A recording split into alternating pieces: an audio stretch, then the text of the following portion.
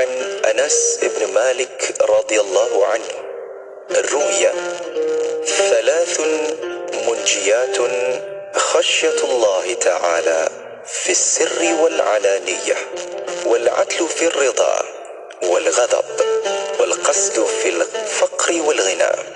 وثلاث مهلكات: هوى متبع، وشح مطاع، وإعجاب المرء بنفسه. Maksudnya, 3 perkara yang menyelamatkan takut kepada Allah Ta'ala, sama ada dalam sembunyi atau terang-terangan, adil ketika reda dan marah, dan berjimat cermat ketika miskin dan kaya.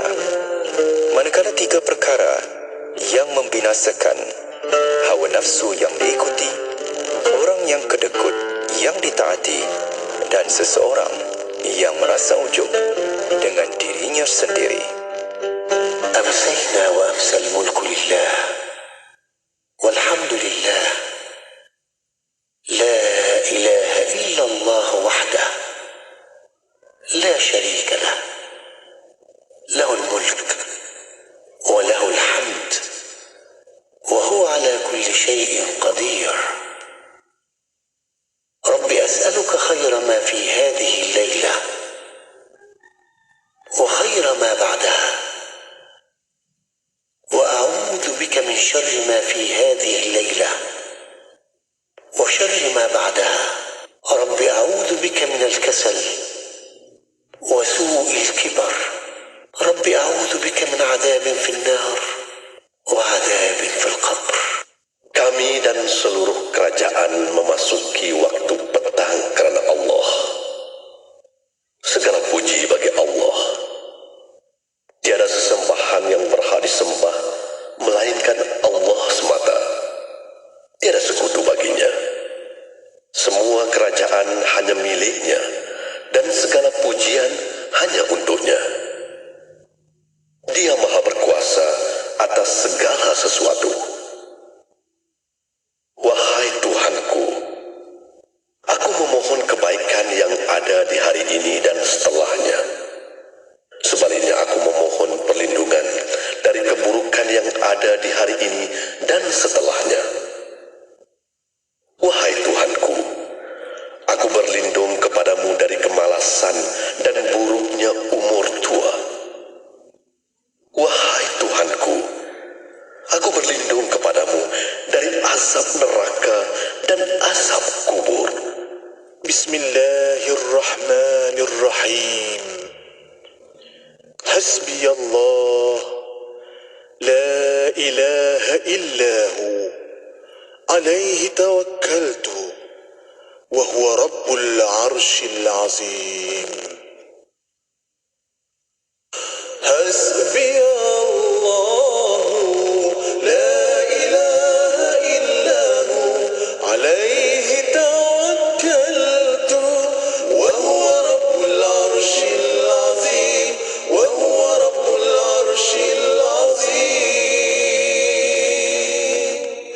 Hasbi Allah, la ilaha illahu, alaihi tawakkaltu, wa huwa rabbul arshil azim, wa huwa rabbul arshil azim. Hasbi Allah, la ilaha illahu, alaihi tawakkaltu, wa huwa rabbul arshil azim, wa huwa rabbul arshil azim.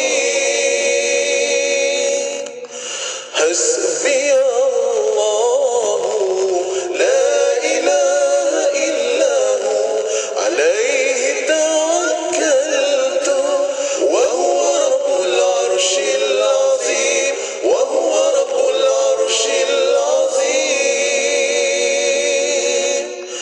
Hasbi Allah, la ilaha illahu, alaihi tawakkaltu,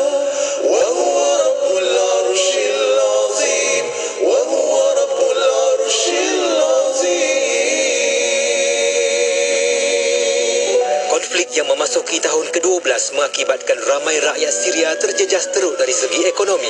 Mereka bergelut untuk meneruskan kehidupan. Syria Care komited menghulurkan bantuan menerusi projek pendidikan, perumahan, makanan serta penajaan anak-anak yatim.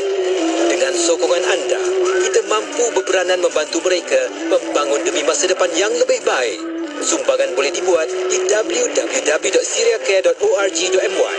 Ayo bersama Syria Care, kita bantu. Berminat untuk menjadi peguam syar'i atau pegawai syariah di Pusat Undang-Undang Harun M. Hashim, kami menawarkan program Pasca Siswa Zadaish dan DSLP yang merupakan syarat lantikan perkhidmatan pegawai syariah dan peguam syar'i. Program ini merangkumi ilmu serta kemahiran bagi melahirkan pakar yang akan mengamal dan melaksanakan pentadbiran undang-undang syariah di Malaysia. Hubungi kami di 03-6421-4273 atau layari www.lawcenter.iium.edu.my. Saya Ami. Saya yatim piatu. Membesar tanpa ibu bapa memang menyulitkan saya. Alhamdulillah, saya telah dibantu oleh Sadaqah House untuk melanjutkan pelajaran. Bantulah lebih ramai anak yatim seperti saya. Hulurkan sumbangan ke dana anak yatim Sadaqah House di akaun Bank Islam 140-108-888-88 atau layari Facebook dan Instagram Sadaqah House. Anda kini sedang mendengar Destilasi Jikim bersama Mona Jasman.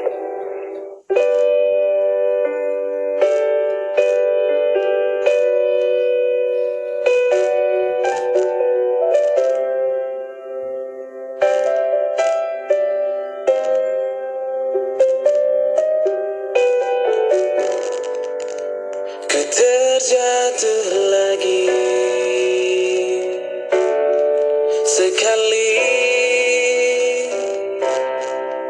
sekali lagi ku diuji bagai tiada penghujung. Ku sakit, ku pedih, hakikat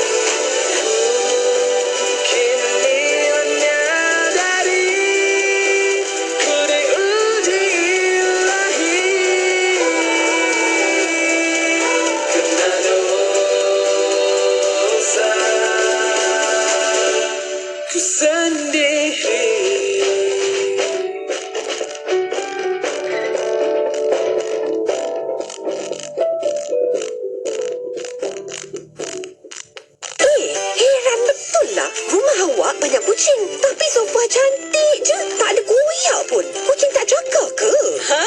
Ini sofa Ella Furniture. Sofa anti cakar. Itulah aku biarkan je si Oyen duduk atas sofa. Bulu pun tak lekat. Anda yang beli kucing tu, nak masuk rumah baru atau nak beli sofa, dapatkan sofa Ella Furniture. Fabrik anti cakar dengan 200 warna untuk disepadan dengan dinding rumah. Layari FB Ella Furniture Malaysia atau ke showroom di Bukit Jelutong, Shah Alam. Siti, kamu ni kejap solat, kejap tak. Jangan buat main-main, Siti. Sibuk, Mak. Masa terhad sikit. Manakah nak rehat untuk makan lagi? Nak cuci makeup sebelum solat lagi? Dah tahu masa tu terhad. Carilah sesuatu yang memudahkan. Kamu tengok Sisa tu. Sempat aja dia nak bersih dan tanggalkan makeup sebelum wuduk. Dia pakai hot set kosmetik Nuraisa, Mak. Nuraisa kosmetik mesra wuduk tu. Habis tu, kenapa kamu tak pakai hot set kosmetik Nuraisa juga? Nuraisa kan kosmetik mesra wuduk. Komputer, sila aktifkan pakej iklan promosi 2023. Baik, Tuan. Sila pilih pakej iklan yang Tuan inginkan. Baiklah, iklan beli 1 percuma 1 untuk semua jenis pakej iklan yang ada di IKIM. Baik, Tuan. Kami aktifkan. Pakej Rose, beli 1 percuma 1 aktif. Pakej Daily, beli 1 percuma 1 aktif. Pakej Target dan pakej Travelling, beli 1 percuma 1 aktif. Baiklah, terima kasih komputer. Ya, berita gembira kepada semua pengiklan dan peniaga di seluruh Malaysia. Kami di Radio IKIM kini mengadakan pakej iklan mega. Beli 1 percuma 1 khas untuk anda. Anda beli 1, kami berikan 1 lagi pakej iklan secara percuma. Jadi, beli 1, dapat 2. Beli 2, dapat 4. Beli 3, dapat 6. Tunggu apa lagi? Hubungi kami di talian 019 650 7976 sekarang juga. Ruang iklan adalah terhad, tertaluk kepada permainan syarat. Kota Kinabalu 93.9. Pengisian bermutu, inspirasi, info Islami, semuanya di IKIM. Bismillahirrahmanirrahim. Alhamdulillahirrahmanirrahim. Wassalatu wassalamu ala asyrafil anbiya wal mursalin Sayyidina Muhammad wa ala alihi wa sahbihi ajma'in. Assalamualaikum warahmatullahi taala wabarakatuh kepada para pendengar yang masih setia bersama kami di Radio Satu Kepahaman Islam Malaysia di IKIM. Alhamdulillah untuk waktu ini masih bersama Destinasi IKIM. Bersama saya Mona Jasman menemani anda sehingga jam 7 malam nanti. Dan Alhamdulillah untuk hari ini, hari Isnin, Alhamdulillah kita masih bersama untuk kita bawakan kepada anda rancangan Tariq An-Nur atau Jalan Cahaya yang kita akan bawa untuk petang ini di YouTube IKIM Media. Dan untuk anda ada soalan pertanyaan boleh hantarkan melalui WhatsApp konti 01129004 dan juga boleh tinggalkan di YouTube IKIM Media. Untuk petang ini Alhamdulillah kita masih bersama untuk musim baru ini bersama Yang Berusaha Tuan Rizal Rashid, Jurulatih Komunikasi. Untuk petang ini kita maklumkan kehadirannya. Assalamualaikum Tuan. Waalaikumsalam warahmatullahi wabarakatuh. Yang bahagia Datin, apa khabar? Datin sihat? Alhamdulillah sihat Tuan. Tuan sihat ya? Alhamdulillah sihat walafiat. Masya Allah, luar biasa ni. Masya Allah. Alhamdulillah, bersemangat. Masya Allah. Dan amin ya Rab. Dan untuk bersama petang ini bersama Tariq An-Nur, insya-Allah kita ada tajuk baru yang Tuan Rizal akan bawakan tentang adab dalam percakapan. Dan untuk waktu ini bersama Tuan Rizal sebagai mukadimah, silakan Tuan. Baik, a'udzubillahi minasyaitonirrajim. Bismillahirrahmanirrahim. Qala rabbi shrah li sadri wa yassir li amri wahlul 'uqdatam min lisani yafqahu qawli. Allahumma allimni rushdi wa a'inni min syarri nafsi, rabbi zidni 'ilman warzuqni fahman. Allahumma shalli 'ala Muhammad wa 'ala ali Muhammad kama shallaita 'ala Ibrahim wa 'ala ali Ibrahim wa barik 'ala Muhammad wa 'ala ali Muhammad kama barakta 'ala Ibrahim wa 'ala ali Ibrahim fil 'alamin innaka Hamidum Majid. Assalamualaikum warahmatullahi wabarakatuh. Selamat petang pada yang Pak Datin, kepada semua pendengar-pendengar, tuan-tuan dan puan-puan, para asatiza, tuan guru, para sahabat-sahabat yang dihormati, dan kepada semula mungkin ada yang on the way balik kerja, hati-hati memandu, ataupun mungkin hari ini bekerja di rumah aja. Jadi insya-Allah petang ni insya-Allah kita akan dengar satu lagi perkongsian dalam Tariq An-Nur. Dan topik yang kita nak bahas pada petang ni adalah tentang adab dalam percakapan. Tuan dan puan, kita semua sedia maklum, Tariq An-Nur ni mungkin ada yang first time dengar. Dia seumpama satu buku yang mana buku ni ada 26 bab, dan saya nak tuan dan puan bayangkan buku Tariq An-Nur ni dia punya punya saiz sebesar A5. A5 ni separuh A4 lah, setebal 2 inci tebalnya. Anda bayangkan saja. Dan di depan buku Tariq An-Nur ni, dia ada muka Yang Bahagia Datin Wan Najasman, dan juga di atas sebelah kanan tertulis diterbitkan oleh IKIM. So Tariq An-Nur ni kita nak bahas tentang bercakap, tentang komunikasi, dan insyaAllah di akhir kita punya topik, insyaAllah kita ada 26 minggu, insyaAllah sampai bulan 12 kita akan bahas banyak tentang bercakap.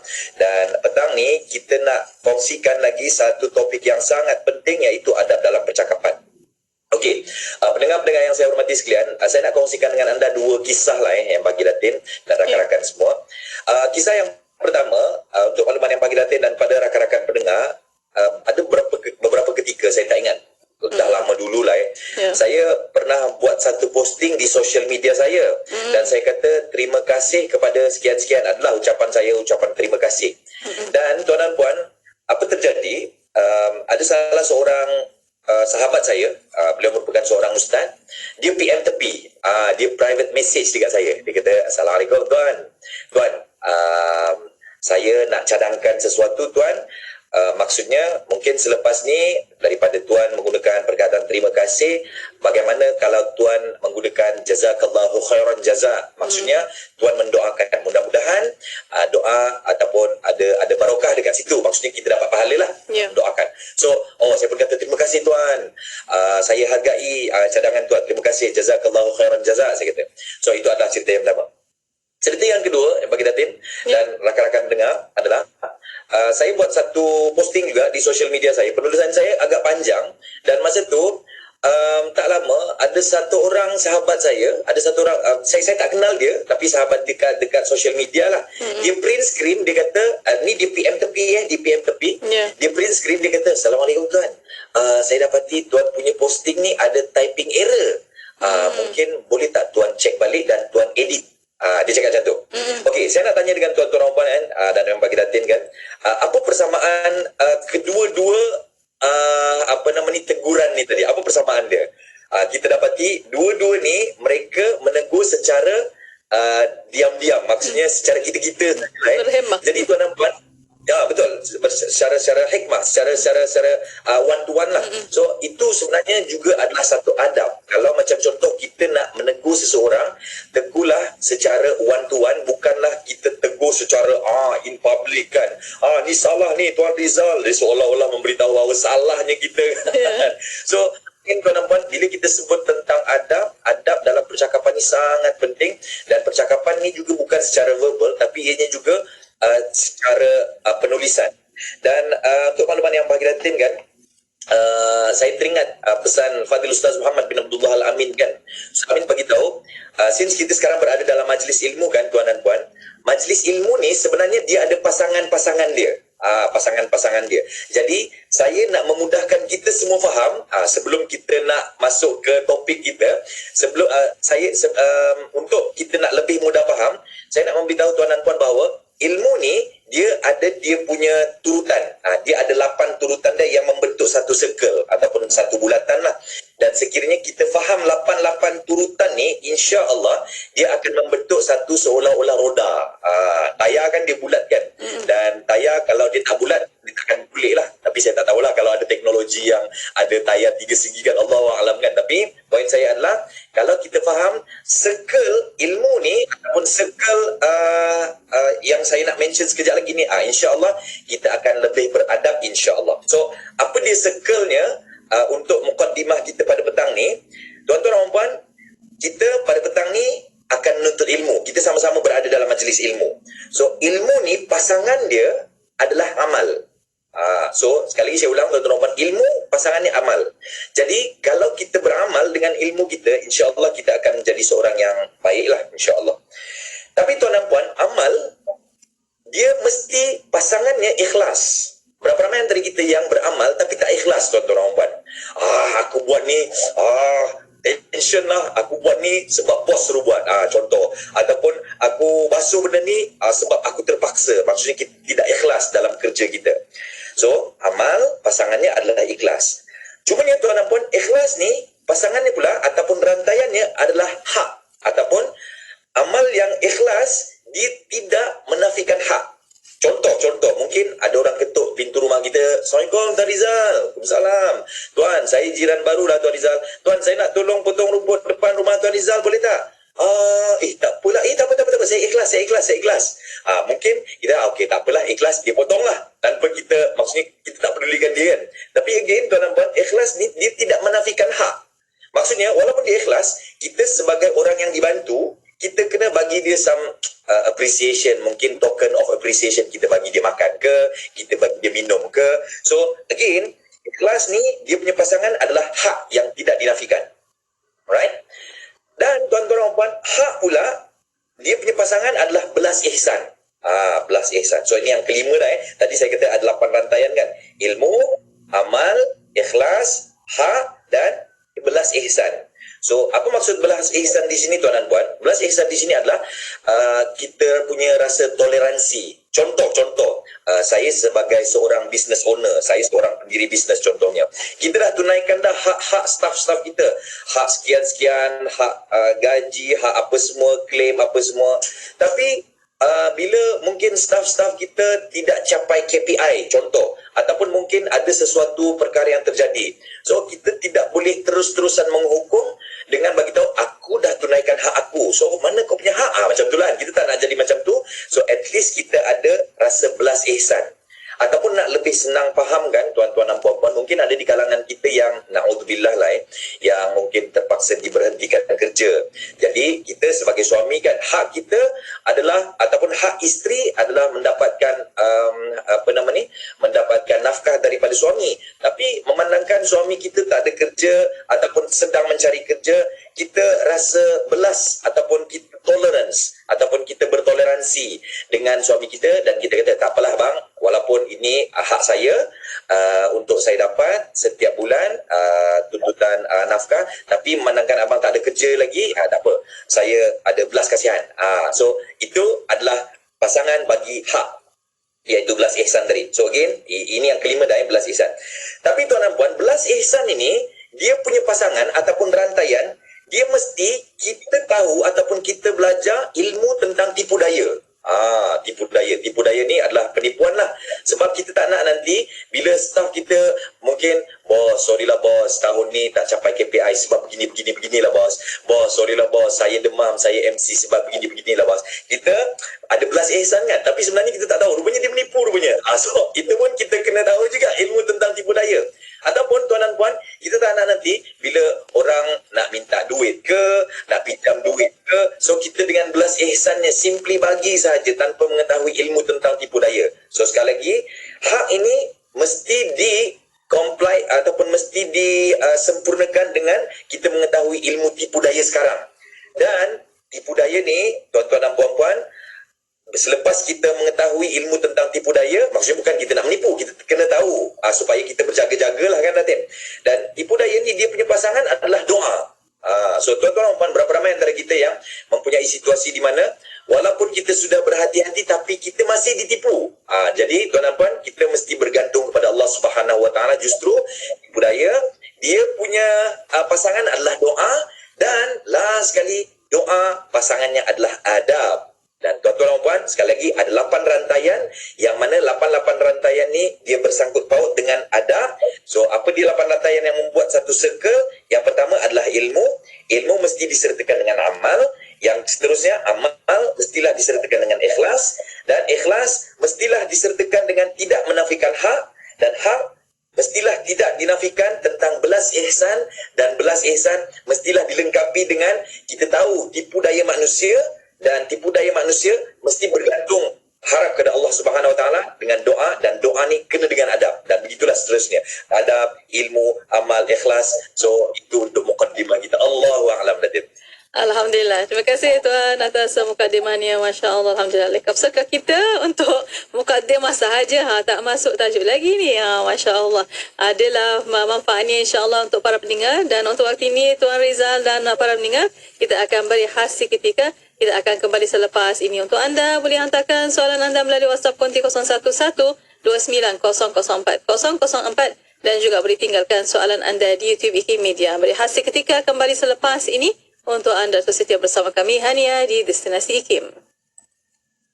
Sentiasa bersama berkongsi info terkini. Pastinya di IKIM, Inspirasi Inforia Isu. Melapor di dalam mengerjakan sesuatu yang telah disyariatkan bukan berpunca daripada akidah yang salah, bukan berpunca daripada akidah yang rosak, tetapi adalah berpunca daripada kefahaman yang salah tentang ibadat itu sendiri. Kerana dia bukan hasil daripada kefahaman yang salah, sebab iman dan juga amal perkara yang bukan saling melengkapi ataupun bukan perkara yang bersangkut paut. Seseorang yang beramal bukanlah bermaksud dia beriman. Seseorang yang beriman bukan bermaksud dia beramal. Jadi kita tak boleh nak ukur iman ataupun rosaknya akidah dengan amalan. Sebab Ahlussunnah wal Jamaah mengatakan ibadat itu adalah hasil sahaja daripada keberimanan seseorang. Bukan bermaksud dia tak sembahyang, dia tu kafir, bukan. Okay? Jadi adalah natijahnya disebabkan salah faham di dalam agama ataupun hukum hakam. Sering kita terlepas pandang apa yang kita terlepas pandang, bahawa bila kita telah menunaikan haji, kita kata dah sudah-sudahlah. Sedangkan sepatutnya setiap masa kita berdoa pada Allah bagi orang yang telah menunaikan haji, agar berdoa pada Allah, ya Allah, terimalah amal ibadah yang kami lakukan dalam ibadah haji dulu itu, ya Allah. Walaupun mungkin daripada 10 tahun yang lampau, mungkin ada orang pergi 20 tahun yang lampau, tetapi tanpa henti dia kena minta pada Allah, minta lagi pada Allah. Kenapa semua yang dikasih sekalian? Sebab Nabi menyebutkan bagi haji yang Allah terima, tidak ada baginya ganjaran melainkan syurga Allah. Sebab syurga ni, Masya Allah, kita rasa benda yang tertinggi, tetapi sebenarnya benda yang terendah daripada bawah sayang dan redha Allah Subhanahu wa taala. Orang mengerjakan haji, dia disayangi oleh Allah, diangkat oleh Allah, dijaga oleh Allah. Jadi kalau kita dah pernah mengerjakan haji, jangan kita kata saya dah pergi 10 tahun, punya tahun ni tak ada kena mengena. Jangan pernah berhenti berdoa agar amal kita itu diterima oleh Allah. Kota Baru 89.8 FM. Bismillah, alhamdulillah, wassalatu wassalamu ala rasulillah. Alhamdulillah, masih bersama destinasi IKIM pada waktu ini untuk rancangan Tariq An-Nur, dan alhamdulillah bersama untuk petang ini yang berusaha Tuan Rizal Rashid dan Jurati komunikasi untuk kita belajar lagi bagaimana kita nak berkomunikasi dengan cara yang betul. Dan insya-Allah untuk petang ini bersama Tuan Rizal masih lagi membincangkan tentang adab dalam percakapan. Mungkin kita untuk petang ini bersama Tuan Rizal, kita nak tahu apakah adab dalam konteks percakapan dan komunikasi. Silakan Tuan. Okey, terima kasih sekali lagi yang bagi Datin, dan untuk makluman tuan-tuan dan puan, bila kita sebut tentang adab dalam percakapan, insya-Allah petang ni kita nak bahas ada 6 poin ataupun 6 adab dalam percakapan. Okey, sebelum kita nak bahas ke 6 poin ni yang bagi Datin dan kepada semua pendengar, saya nak kongsikan dengan tuan-tuan dan puan-puan, kita kan selalu ataupun kita kan dimomokkan dengan frasa freedom of speech, ataupun kebebasan bersuara. Tapi tuan dan puan, bila kita sebut tentang freedom of speech, dia tidak bermakna kita free untuk insult ataupun kita bebas untuk menghina. Justru bila kita sebut tentang bercakap, kadang-kadang kita tercakap terlebih, kita cakap terhina orang ataupun seumpama dengannya. Dan bila kita sebut tentang adab dalam bercakap ni, saya selalu memberitahu kepada diri saya lah, kita boleh mengamalkan ataupun mengaplikasikan golden rules. So apa dia golden rules? Mungkin saya yakin dan percaya tuan dan puan yang saya hormati sekalian selalu dengar golden rules ni kan. Apa ayat di sentence dalam golden rules ni, dia kata treat others as you would like others to treat you, ataupun maksudnya layan orang seperti mana kita nak dilayan. So maksudnya kalau kita nak orang layan kita baik, kita kena layan orang baik lah. Lebih kurang macam itulah. Justru pada petang ni kita nak bahas dengan tuan dan puan ada 6 adab, 6 poin yang kita insya-Allah, saya dan kita semualah pendengar-pendengar sekalian, kita akan improve insya-Allah. So apa dia 6 poin ataupun 6 adab dalam bercakap, 6 adab dalam percakapan ni. Yang pertama, tuan dan puan, bila kita sebut tentang bercakap, kadang-kadang orang datang dengan kita, orang bercakap dengan kita, terutamanya pasal buruk orang ataupun dia komplain pasal orang A, so kita pun terus percaya. Jadi poin yang pertama, tuan dan puan, sekiranya orang datang kepada kita menceritakan buruk orang lain, dengar dan jangan terus percaya. So poin yang pertama adalah dengar saja dan jangan terus percaya. Sekali lagi, sekiranya ada orang bercerita tentang buruk orang, dengar saja tapi jangan terus percaya. Sebab selalunya orang ni akan menceritakan yang baik-baik saja tentang diri dia. Dia tak bagi tahu pun buruk dia ataupun salah dia. Contoh Datin, saya kata, Datin, tahu kan DJ Pian hari tu, contoh DJ Pian ini, saya nak bagi contoh nak senang faham saja. Tahu tak DJ Pian semalam cakap saya macam-macam depan publik, malu saya Datin. Contoh. Jadi again, kita dengar saja, jangan terus percaya. Mungkin DJ Pian bukanlah hina saya, mungkin dia tanya soalan, tapi saya sahaja yang terasa mungkin dia mungkin nak menyindir saya ataupun sebagainya.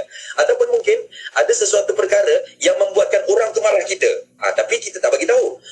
Kenapa tiba-tiba DJ Pian marah saya depan orang? Oh, rupanya mungkin saya termarah dia dulu, tapi bab saya termarah dia dulu saya tak bagi tahu pun. Jadi poin yang pertama adalah bila seseorang bercakap dengan kita, bila seseorang menyampaikan buruk tentang orang lain, dengar tapi jangan terus percaya. So itu adalah yang pertama. Right? Dan key point yang saya nak tuan dan puan ingat untuk poin yang pertama ni adalah tabayun, clarify. Jadi kalau orang datang kepada anda dan bercakap buruk tentang orang, so dengar dulu tapi jangan terus percaya. So kita kena tabayun ataupun clarify. Clarify dekat siapa? Clarify dekat orang yang dia tengah burukkan tu. Maksudnya kita kena cari betul ke tak. So itu yang pertama. Yang kedua, tuan dan puan, bila mendengar pandangan orang lain, bila mendengar pandangan orang lain, macam contoh tadi, bila kita mendengar cerita buruk tentang orang kan, tapi yang kedua ni, bila mendengar pandangan orang lain, dan mungkin pandangan orang lain tu kita tak setuju, kita raikan tuan-tuan dan puan-puan. Dan again, kadang-kadang ini saya nak nasihatkan juga kepada diri saya lah. Bila orang memberikan pandangan dia kepada saya, kita kadang-kadang terus jump to the conclusion tanpa kita raikan. Puan-puan, bila kita sebut tentang pandangan orang lain, pandangan orang berbeza-beza tuan-tuan dan puan-puan. Pandangan-pandangan orang tentang sesuatu berdasarkan kepada ilmu dia. Okey, yang bagi Datin dan pada rakan-rakan semua kan, saya nak kongsikan dengan Datin dan semua lah. Ada satu hari, one of my ex-boss dulu kan, dia tanya, Rizal, awak orang mana Rizal? So saya pun kata, oh saya asal daripada Sabah puan.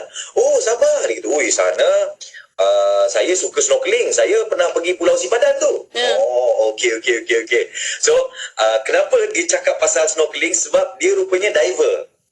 Saya suka diving, dia kata. So saya sukalah pulau-pulau dekat sekitar Sabah.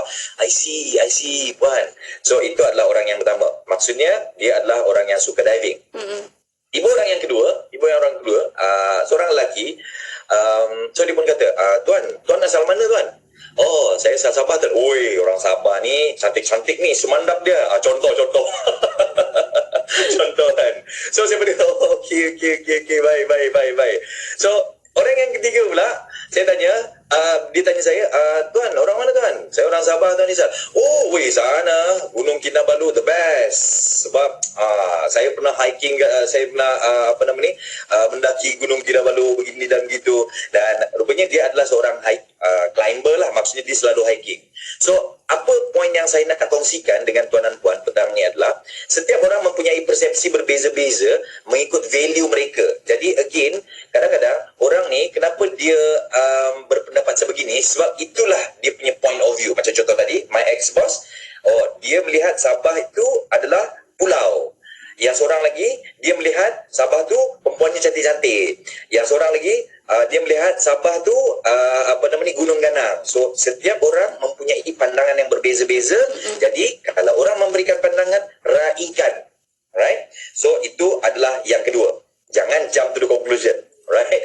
Yang ketiga, tuan dan puan, bila orang bercakap, contoh kan, wife saya bercakap ataupun kita lah pasangan kita bercakap, jangan interrupt. Jangan interrupt, jangan awak ni kadang-kadang saya kadang-kadang kita pun saya pun sedang menasihati diri kita kan. Mungkin bila pasangan kita bercakap, kita terus interrupt awak ni. So again, jangan interrupt, dengar, sebab ada kalanya pasangan kita, ada kalanya orang yang nak bercakap dengan kita, dia nak cakap je, dia nak luahkan je, kan? Dia nak luahkan je. So kita dengar je. So jangan interrupt. So itu adalah yang ketiga. Dan yang keempat tuan dan puan, sebelum kita break untuk next slot insyaAllah, dan yang keempat, bila kita berjumpa dengan orang yang lebih berusia ataupun yang lebih tua, ataupun mungkin mesej-mesej kita kepada orang-orang yang lebih tua, mungkin di social media kita, again, jangan mengajar-ngajar. Ini berdasarkan daripada pengalaman saya sendirilah ya, Datin. Kadang-kadang kita berada dalam industri education kan, kita dapati bahawa ada anak-anak muda yang bila kata-katanya agak mengajar-ngajar, bukan kita tak nak, saya okey, tak ada masalah insyaAllah. Cumanya ada certain orang yang dia tak suka bila diajar-ajar. Jadi poin saya adalah, untuk adab yang keempat adalah, bila kita berjumpa dengan orang yang lebih tua daripada kita, jangan mengajar-ngajar. Right? Jangan mengajar-ngajar. Dan saya salah seorang guru saya pesan, dia kata, Rizal, kalau kau berjumpa dengan orang yang lebih tua daripada kau, minta nasihat daripada dia. Jadi again, kepada anak-anak muda yang berada di luar sana, kalau kita jumpa orang yang lebih tua, minta nasihat. Assalamualaikum tuan, ataupun Assalamualaikum Datin, Assalamualaikum Ustaz, saya umur sekian-sekian, boleh tak Ustaz bagi nasihat saya? Ataupun tuan, saya umur sekian-sekian, boleh tak bagi nasihat saya? So percayalah tuan-tuan dan puan, satu, kita akan dapat ilmu. Yang kedua, orang yang lebih tua insya-Allah akan lebih respect kepada kita, insya-Allah. So yang kedua lagi, tunggu kita sambung sebentar lagi. Allahu a'lam. Ya, alhamdulillah. Terima kasih tuan. Dan untuk waktu ini kita akan berehat seketika bagi hadam sikit para pendengar apa poin-poin yang telah diberi itu, dan tuliskan juga bersama para pendengar, tuliskan di FB Live IKIM FM pada waktu ini di bawah ruangan komen untuk kita sebarkan seluas-luasnya insya-Allah. Untuk waktu ini kita berehat seketika, kembali selepas ini untuk bersama para pendengar. Boleh hantarkan soalan anda melalui WhatsApp konti 01129004 dan juga boleh tinggalkan di YouTube IKIM Media. Berehat seketika pada waktu ini, kembali selepas ini untuk anda terus setia bersama kami hanya di Destinasi IKIM. Negeri Sembilan 102.7. Nasiruddin At-Tusi. Nama penuh beliau ialah Abu Ja'far Muhammad Ibn Muhammad Al-Hasan. Beliau dilahirkan di Tus, Iran pada tahun 597 Hijriah bersamaan 1202 Masehi, dan memulakan hidupnya dengan bergiat dalam bidang keilmuan di Tus. Apabila Hulagu memulakan serangan bagi meluaskan jajahan takluknya, Nasiruddin telah turut serta dalam gerakan tersebut. Disebabkan keteguhannya, beliau dilantik sebagai penasihat kepada Hulagu. Kewibawaan beliau dalam bidang politik semakin ketara kemudiannya dengan pelantikan beliau sebagai penasihat Abaqa bin Hulagu. Semasa Hulagu menyerang ibu kota Baghdad, Nasiruddin ada bersama-sama dengannya. Beliau kemudian menetap di kota ilmu ini sehingga meninggal dunia pada tahun 672 Hijriah bersamaan 1274 Masehi dan dikebumikan di Mashhad Al-Kazimiyah.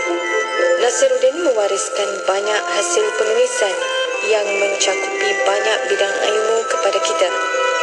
Antaranya termasuklah penulisan dalam bidang geometri, fizik, algebra dan falak. Beliau juga menghasilkan karya dalam banyak bidang keagamaan, termasuk hal-hal yang berkenaan dengan akidah dan hukum. Walau bagaimanapun, kepakaran beliau yang paling utama ialah dalam bidang falak atau astronomi. Dalam bidang tersebut, beliau telah menghasilkan banyak teori, sama ada ia merupakan lanjutan bagi teori-teori yang terdahulu maupun yang benar-benar baharu.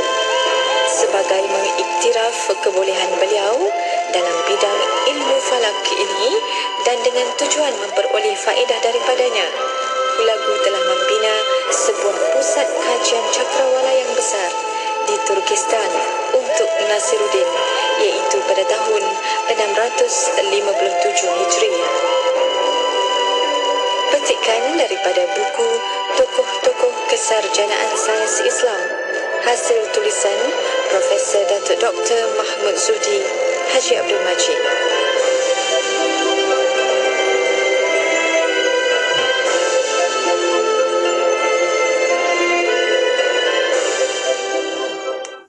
Tidak kira di mana jua, kami sentiasa bersama anda.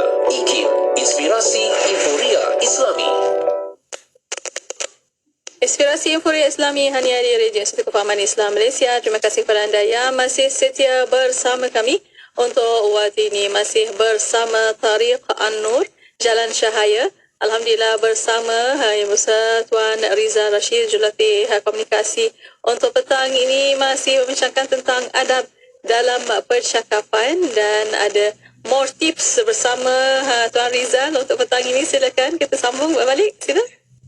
InsyaAllah. So, sekali lagi terima kasih Mewakili Datin, tuan-tuan, puan, pendengar-pendengar yang dihormati sekalian. Okey, tadi kita dah bahas 4 adab dalam percakapan dan mungkin ada yang terlepas. Jom kita ulang sama-sama. Dalam bercakap kita perlu amalkan ataupun aplikasikan ada 6 poin, dan tadi slot sebelumnya kita telah bahas 4. So apa dia 4 poin sebelum tadi? Yang pertama adalah bila kita jumpa orang yang komplain pasal orang, bercakap buruk tentang orang, dengar dan jangan terus percaya. Itu yang pertama. Yang kedua, tuan dan puan, bila kita mendengar pandangan orang yang mungkin kita tak setuju, kita dengar dan raikan. Jangan jump to the conclusion. Sebab setiap orang mempunyai perspektif yang berbeza. Dan yang ketiga, tuan dan puan, bila orang bercakap, jangan terus interrupt. Mungkin dengan pasangan kita, mungkin dengan parents kita, family kita, ataupun sesiapa sajalah. Bila orang tu bercakap, jangan terus interrupt. Jangan terus menyampuk lah. Dengarkan. Sebab ada certain orang, dia nak didengari sahaja sebenarnya.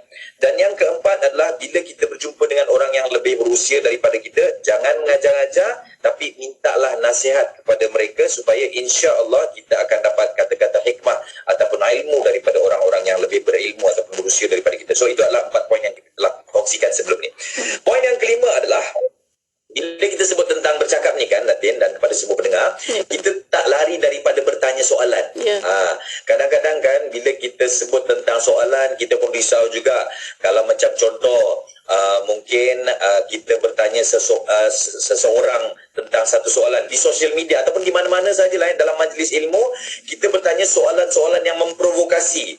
Jadi tuan dan puan, bila kita sebut tentang soalan, adab tentang bertanya soalan ni kita kena jaga. Dan bila kita sebut tentang bertanya soalan, ada 3 sebab kita bertanya. So sebab yang pertama, kenapa kita bertanya, tuan dan puan, sebab kita tak tahu. So itu adalah yang pertama. Dan yang kedua, sebab kenapa kita bertanya, sebab kita nak reconfirm. Saya tak tahulah betul ke tak apa yang saya nak cakap ni. So kita pun refer dengan ustaz-ustaz kita, kita pun refer dengan murabi kita, kita pun refer dengan guru-guru kita. So again, sebab yang kedua kenapa kita bertanya, tuan dan puan, sebab kita nak tahu ataupun kita nak reconfirm. Dan tuan dan puan, sebab yang ketiga, kenapa kita bertanya, tuan dan puan, sebab kita nak menghina. Maksudnya kita nak memprovokasi, kita nak mengelekkan orang, kita nak merendah-rendahkan orang. Justru tuan dan puan, elakkan daripada bertanya soalan atas sebab yang ketiga ataupun atas sebab menghina. Sebab kalau kita bertanya dengan sebab kita menghina, sebenarnya kita sedang membuka aib kita. Jadi itu adalah poin yang kelima. Bila kita bertanya soalan, jangan menghina. Dan poin yang terakhir, bila kita memberi nasihat kepada pendosa ataupun pemaksiat, mungkin kita tengok kan di social media ada seseorang tu yang buat sekian-sekian yang mungkin melanggar syarak lah, ataupun tidak syariah compliance. So again, kita tidak mengherdik mereka ataupun tidak menengking ataupun kita tidak menyumpah lah. So tuan dan puan, yang keenam ni adalah kita bercakap dengan perkataan-perkataan yang baik. Right? Especially memberi nasihat kepada pendosa ataupun pemaksiat. Dan tuan dan puan, saya teringat pesan Al-Fadhil Ustaz Zul Ramli, kita punya nakib dalam salah satu kita punya segmen kan di IKIM. Ustaz Zul pernah memberitahu ataupun menasihatkan kami, katanya beliau refer kepada ada 2 surah dalam surah Toha ayat 43 dan 44. 4. Saya nak bacakan terjemahannya. Allah berfirman, pergilah kamu berdua kepada Fir'aun kerana dia benar-benar telah melampaui batas. Maka berbicara kamu kepadanya, iaitu kepada Fir'aun, dengan kata-kata yang lemah lembut. Mudah-mudahan dia sedar dan takut. Qaulan layyina. So maksudnya apa tuan dan puan? Maksudnya Fir'aun yang mengaku Tuhan pun, Allah minta Nabi Musa berkata dengan perkataan-perkataan yang lembut. Right? Justru tuan dan puan, bila kita nak menasihati seseorang, menasihati pengusaha, berbicaralah dengan nasihat-nasihat yang hikmah, agar insya-Allah mudah-mudahan dengan asbab kita tegur dengan hikmah, dia sedar insya-Allah. Jadi tuan dan puan, itu adalah 6 poin ataupun 6 adab yang kita nak kongsikan dalam percakapan kita, insya-Allah. Allahu a'lam. Alhamdulillah. Terima kasih Tuan atas pencerahan banyak poin yang kita dapat untuk hari ini. Semoga ada manfaatnya kepada para pendengar. Dan Tuan, untuk waktu ini ada beberapa soalan yang kita dapat di WhatsApp konti 0112904004 dari dari minggu lepas ada satu yang bertanya, Tuan, macam mana kita nak bagi ucapan kita pengaruh bila sedang bagi motivasi kepada anak-anak atau staf? Bagaimana Tuan? Silakan. Wah, luar biasa soalannya, Datin. Soalannya adalah macam mana kita nak bagi ucapan kita yang berpengaruh bila sedang bagi motivasi kepada anak-anak ataupun staf. Okey, kepada tuan-tuan dan puan-puan, ibu-ibu, ayah-ayah yang mungkin nak mempengaruhi staf, nak mempengaruhi anak-anak dan nak memotivasikan mereka, saya sangat suka kepada teknik penceritaan. Jadi ada 2 step yang kita boleh gunakan untuk mempengaruhi ataupun memberi motivasi kepada anak-anak ataupun staf kita. So apa di 2 step ni tuan dan puan? Yang pertama, kita pilih message apakah perkara yang kita nak motivate staf kita. Contoh, kita kena bekerja dengan ikhlas ke, contoh. Ataupun kita kena pilih message apakah mungkin kita nak mereka berdisiplin ke. So itu adalah step yang pertama. Pilih message. Apakah motivasi ataupun apakah tema yang kita nak pengaruhi ataupun motivasikan kepada staf ataupun anak-anak buah kita. Dan yang kedua tuan dan puan adalah pilih cerita ataupun motivasikan staf anda mengikut tema yang anda dah pilih di step yang pertama tadi dengan menggunakan teknik penceritaan. Tuan-tuan dan puan-puan, sebenarnya berkomunikasi dengan menggunakan cerita ni sangat luar biasa lah. Saya selalu kongsikan dalam mana-mana program saya, selalunya kita akan lebih ingat cerita berbanding nombor. Contoh kan. Saya selalu tanya, okey tuan-tuan dan puan, surah ke-14, surah apa ya? Dalam Al-Quran. So, audien pun macam fikir kan. Okey, kalau saya tanya tuan-tuan dan puan-puan kan, Allah rakam dalam Al-Quran ada sekumpulan anak muda yang ditidurkan Allah Subhanahu Wa Taala, yang ditidurkan Allah Subhanahu Wa Taala dalam satu gua, dan kemudian dia orang pun serentak surah Al-Kahfi. Maksudnya apa tuan-tuan dan puan? Maksudnya orang lebih mudah ingat cerita berbanding nombor. Justru kalau kita ada kemahiran untuk bercerita, combine pula dengan nombor ataupun fakta-fakta ataupun message-message yang kita nak sampaikan, insya-Allah dia akan melekat dalam minda kita. Allahu a'lam. Alhamdulillah, terima kasih Tuan. Dan ada satu soalan lagi pada waktu ini bertanya, Tuan, bagaimana cara untuk kita mengatasi situasi ketika seseorang itu tidak menghormati adab dalam percakapan? Bagaimana Tuan? Masya Allah. Betul yang bagi Datin, kadang-kadang sekarang kita punya cabaran naik, tapi again cabaran orang dulu lain, cabaran mungkin pada tahun 80-an lain, 90-an lain, tahun 2000-an lain. Sekarang zaman AI, zaman ChatGPT dah lain dah. So mungkin cabaran kita adalah tentang adab. Tuan dan puan, saya pernah satu hari ditanya dengan kasar sekali di hadapan ratusan orang. Dan kita nampak, geramnya dia ni, kita ni tengok dia macam besar kecil je kan, macam tu lah. So tuan dan puan, soalannya adalah bagaimana cara mengatasi situasi jika seseorang tidak menghormati adab dalam percakapan. First kali tuan dan puan, sekiranya orang tu bertanya ataupun orang itu tidak menghormati adab dalam percakapan, first kali kita kena ingat ini adalah ujian yang Tuhan sedang berikan kepada kita. Itu yang pertama. Maksudnya Allah sedang uji, kau ni sabar ke tak? Kau cakap pasal komunikasi kan? Contoh. So again, saya teringat pesan Ustaz Amin. Saya teringat pesan Ustaz Amin di Pesona di Zahra. Dia kata, kita kalau lari daripada masalah, kita tak akan belajar apa-apa. Tapi kalau kita hadapi masalah, insya-Allah kita akan belajar sesuatu dan insya-Allah kita punya level akan meningkat ke satu level lah. Jadi tuan dan puan, sekiranya ada seseorang tidak menghormati adab, first kali kita kena sabar. Dan yang kedua tuan dan puan, bila kita berjumpa dengan seseorang yang tidak menghormati adab, kita perlu berterima kasih dan kita perlu reply ataupun bercakap dengan cara yang baik. Dan tuan dan puan, bila kita sebut tentang bercakap dengan cara yang baik, kita faham kan, kadang-kadang kita rasa bila orang tu kasar dengan kita, kita pun ada tendensi untuk reply dengan cara kasar. Tapi again lah tuan-tuan dan puan, bila perbuatan baik dibalas baik, itu adalah fitrah.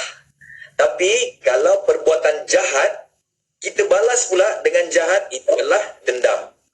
Tapi kalau perbuatan jahat dibalas baik, itulah sunnah.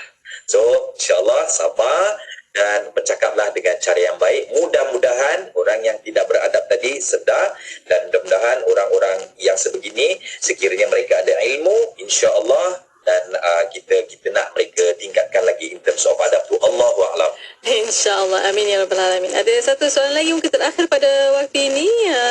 Tuan Rizal bertanya, ini untuk mengajar anak-anak tentang adab yang baik dalam percakapan, khususnya di era teknologi ini. Semua belajar di hujung jari sahaja. Mungkin ada perkataan-perkataan tertentu yang tak kita nak ubah. Macam mana tuan?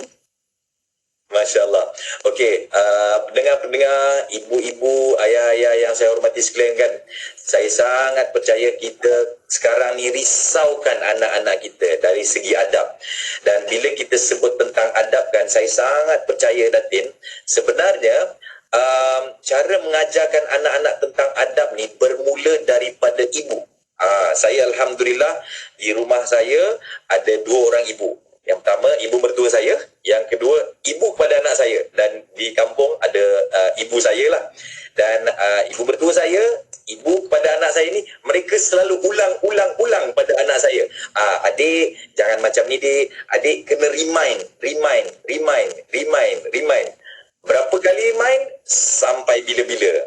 Jadi, tuan dan puan, sekiranya nak mengajarkan anak-anak tentang adab, saya yakin dan percaya, bila kita sebut tentang adab, kita tahu jangan cakap kasar dengan orang tua. Kalau jalan dengan orang tua, tunduk, salam cium tangan. Kita dah tahu dah benda tu. Cuma macam mana nak mengajar benda tu, kita kena remind berkali-kali. Jangan kata, kan mama dah cakap macam tu, so kena remind sampai bila?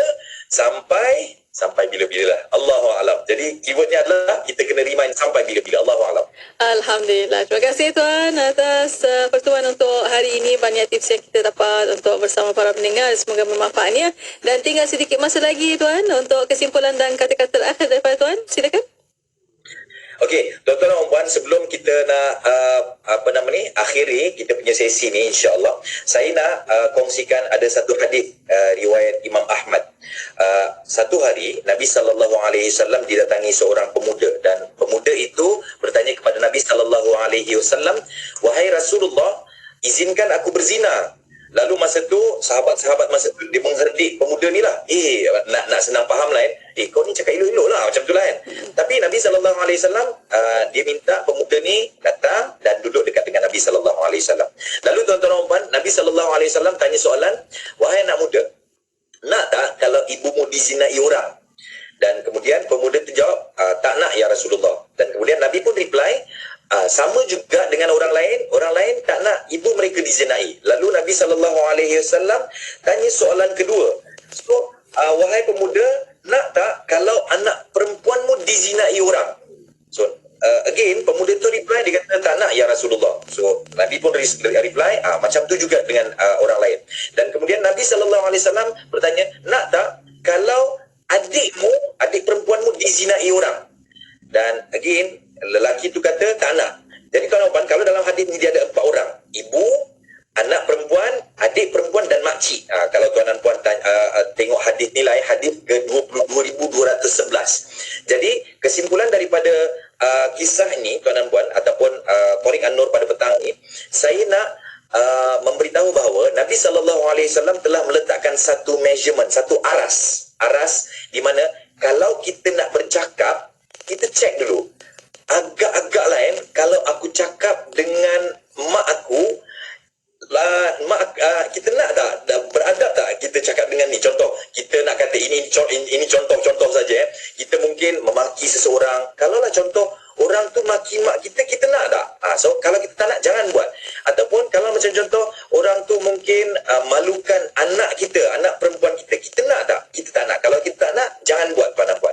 Justru sebagai kesimpulannya, kalau kita tak nak mak kita, kalau kita tak nak anak perempuan kita, kalau kita tak nak adik perempuan kita ataupun makcik kita dicakap dengan cara tidak beradab, jadi tuan dan puan, kita janganlah bercakap sebegitu dengan orang lain. Allahu a'lam. Alhamdulillah. Terima kasih banyak-banyak kepada Tuan Rizal Rashid atas pertemuan untuk petang ini.